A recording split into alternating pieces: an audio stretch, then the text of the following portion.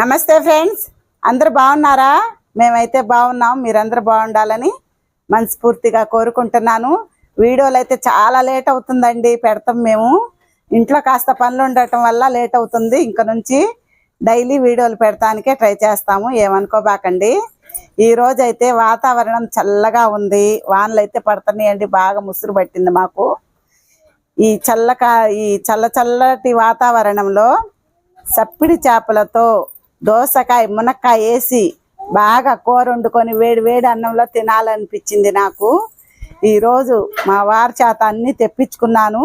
ఆ వంట అయితే చేయబోతా, మీకు కూడా నేను చూపించాలనుకొని వీడియో అయితే చేస్తున్నానండి.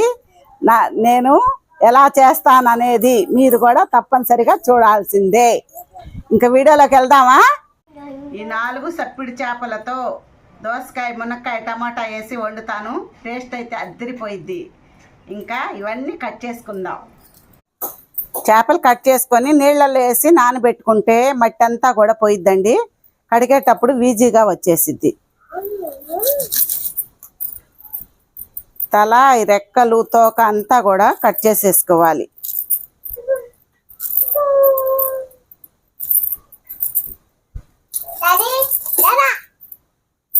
ఈ సైజు ముక్కలు కట్ చేసి నీళ్ళల్లో వేస్తున్నాను.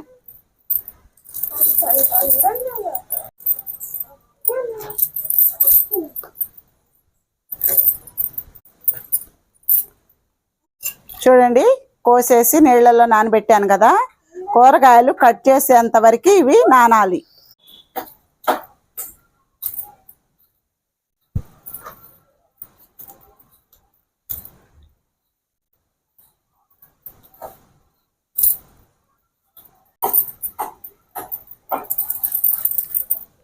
దోసకాయలు చేతి చూసుకొని కోసేసుకుందామండి.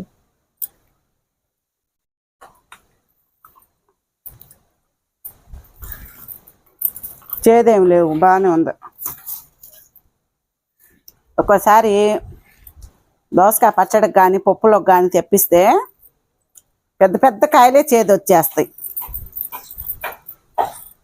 దోసకాయ ఒకటి, బీరకాయ ఒకటి నమ్మటానికి లేదు.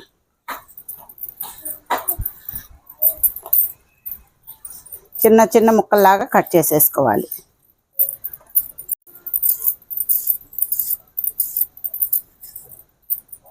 ఈ విధంగా చిన్న చిన్న ముక్కల్లాగా దోసకాయలన్నీ కూడా ఇలాగే కట్ చేసుకుందాం. మునక్కాయలు కూడా కట్ చేసుకుందామండి. ఒకవైపు పీస్ అంతా తీసేసుకుందాం. కట్ చేసి నీళ్ళలో వేసేస్తున్నాను. శుభ్రంగా కడిగి తీసేసుకోవచ్చు. పీస్ తీస్తే మునక్కాయ త్వరగా ఉడికిద్ది.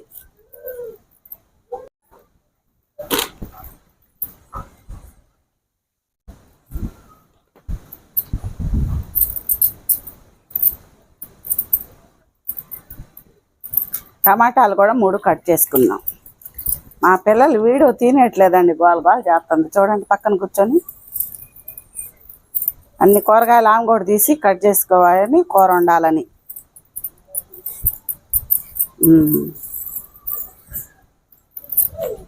టమాటాలు కూడా పొడవుగా సన్నగా కట్ చేసుకొని ప్లేట్లోకి తీసుకుందాం. ఇవన్నీ కోయటమేనండి లేటు, కూర అయితే తొందరగా ఉడికిద్ది.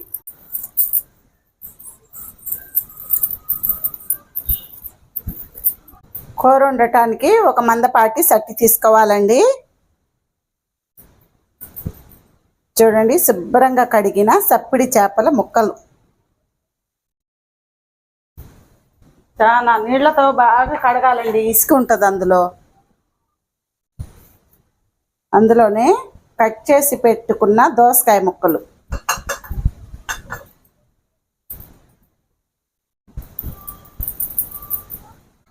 పొడవుగా సన్నగా కట్ చేసి పెట్టుకున్న టమాటా ముక్కలు, మునక్కాయ ముక్కలు, ఒక 3 పచ్చిమిర్చి చీలికలు, ఒక మీడియం సైజు ఉల్లిపాయకి ముక్కలు,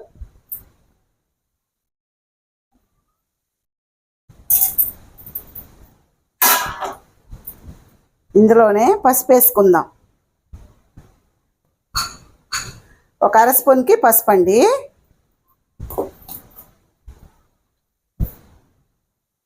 ఒక స్పూన్కి సాల్ట్ చూసుకొని మళ్ళీ వేసుకోవచ్చు. కారం వచ్చేసి 2 స్పూన్లు.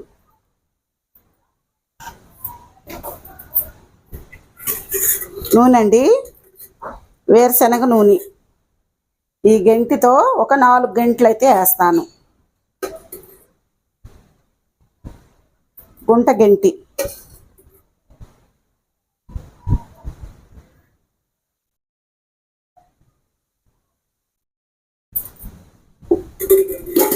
ముక్కలన్నీ ఒకసారి ఎగరేద్దాం.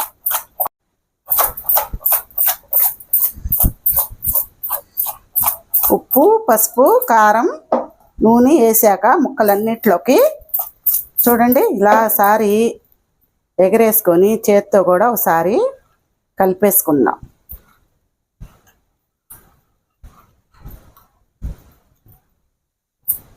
చూసారు కదా, ఇవన్నీ ముక్కలు బాగా కలిపాక ఇందులో ఒక అర గ్లాసుకి వాటర్ పోసుకోవాలండి.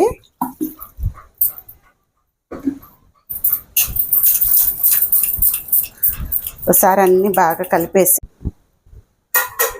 మూత పెట్టేసి స్టవ్ ముట్టించేసుకుందాం.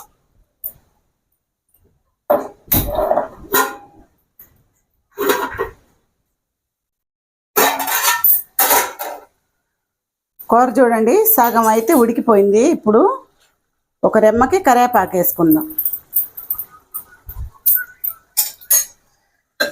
ఒకసారి కలిపేసుకొని చిన్నగా కలపాలండి.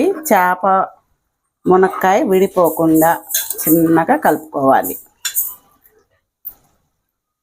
ఇప్పుడు మంట మీడియం ఫ్లేమ్ మీద పెట్టేసి ఒకసారి ఈ స్టేజ్లో ఉన్నప్పుడే ఉప్పు కూడా చూసుకుందాం.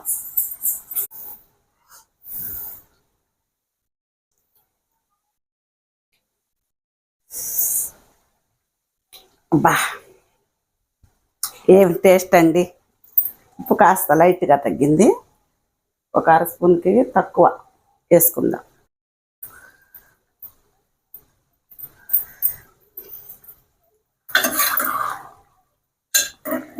చాలా చాలా సూపర్గా ఉందండి కూర. అసలు మామూలుగా లేదు. నేను చెప్పటమే కాదు, ఈ కూర చూస్తే మీకే అర్థమై ఉంటుంది. ఇంకా కాస్త దగ్గరకు పడేంత వరకు వండుకుందాం. మంట సిమ్లో పెట్టేసుకుందాం. కూర చూడండి ఆయిల్ అంతా కూడా ఎలా పైకి వచ్చేసిందో. కూర మనకి ఆల్మోస్ట్ ఉడికినట్టే.